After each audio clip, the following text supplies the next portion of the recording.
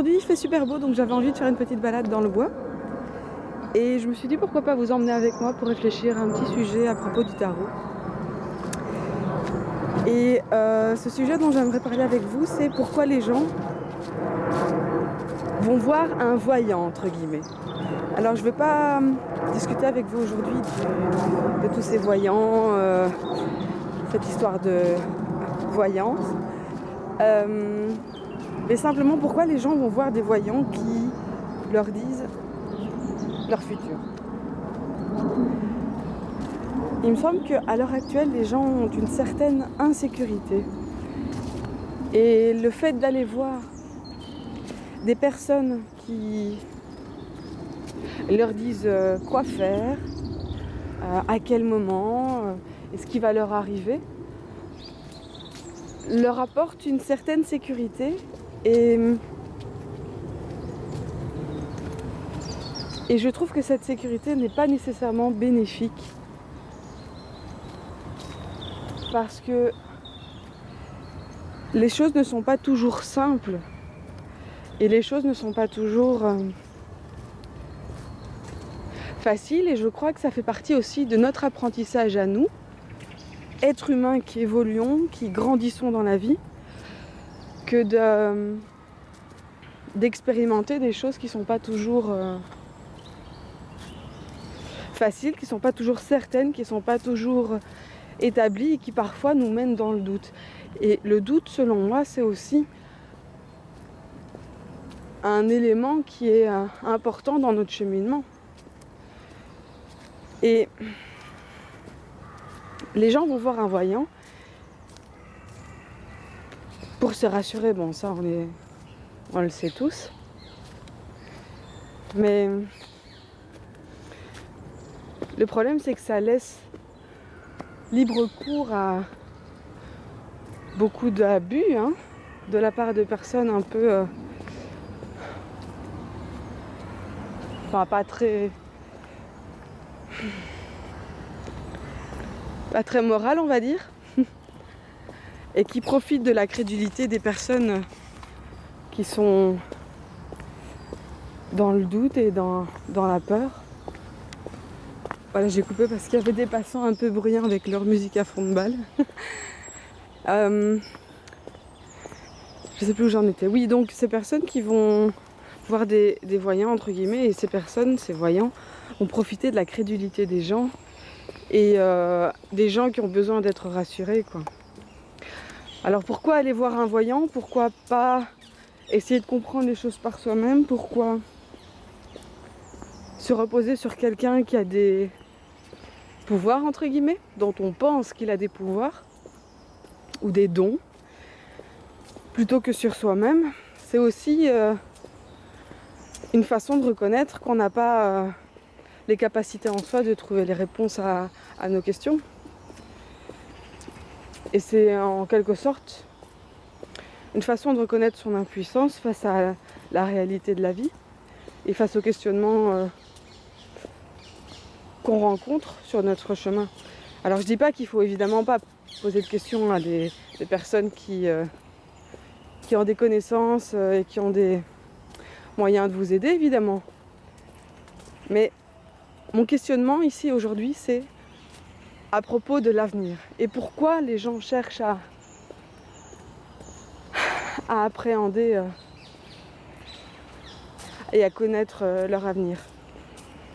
Pourquoi avoir peur de son avenir et pourquoi chercher à tout prix à savoir de quoi il est fait?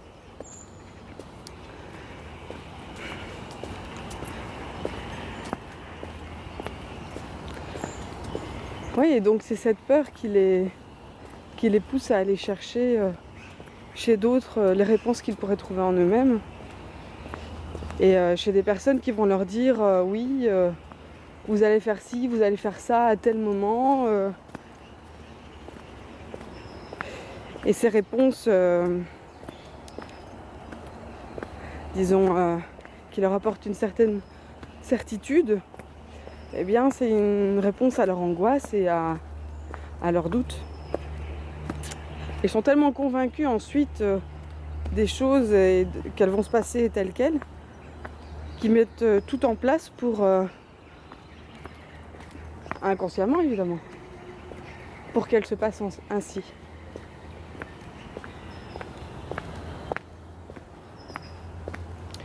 Bonjour les moutons.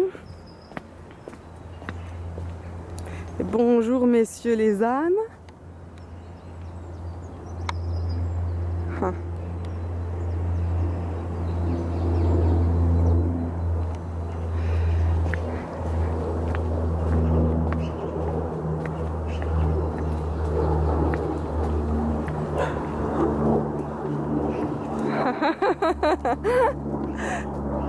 Le chien entre dans la bergerie. Et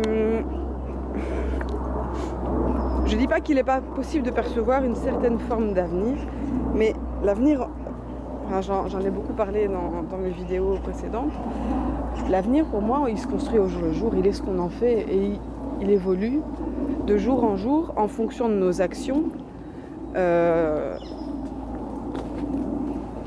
notre absence d'action et de nos relations aussi qu'on entretient avec notre entourage.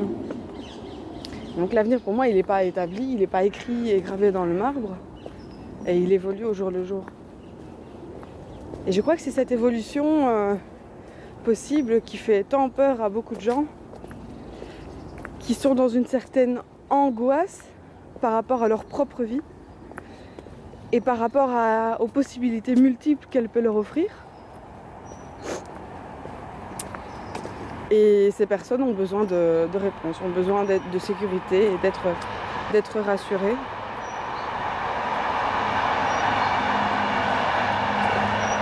Désolée, il y a un train qui passe.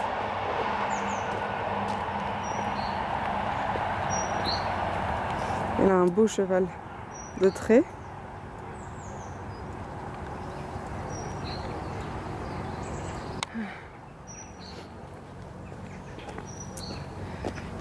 Et je crois que beaucoup de personnes en profitent malheureusement, des personnes qui n'ont pas vraiment de morale et qui se font passer pour ce qu'ils ne sont pas ou qui en sont convaincus peut-être. Ça ce sera le sujet d'une autre balade.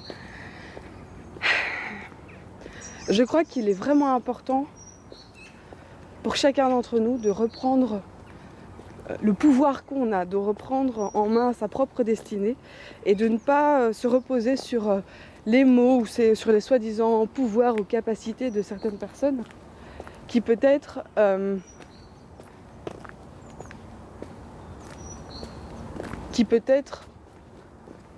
du coup nous empêchent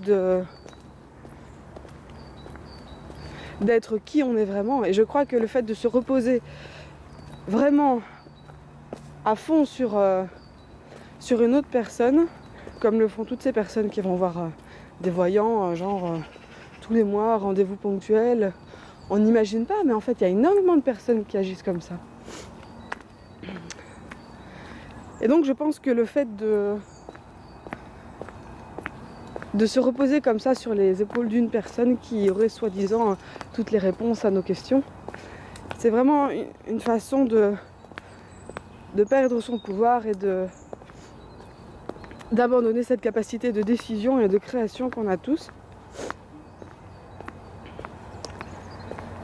Et je pense que l'être humain est capable de mieux et de plus.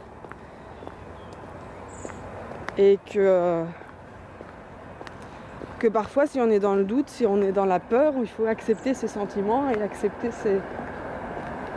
cette relation qu'on a parfois avec nous-mêmes et qui est un peu conflictuelle, qui est un peu douloureuse et qui conduit parfois à la destruction de schémas ou de modes de pensée, et que forcément c'est pour le bénéfique. Enfin, moi c'est ma conviction que c'est forcément pour le mieux et pour avancer dans la vie.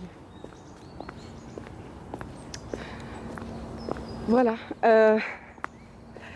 c'est tout pour ma petite balade d'aujourd'hui. Je vais continuer ma balade et je vais vous laisser ici. Alors d'ici à ma prochaine vidéo, portez-vous bien et plein de bonheur à vous. Salut!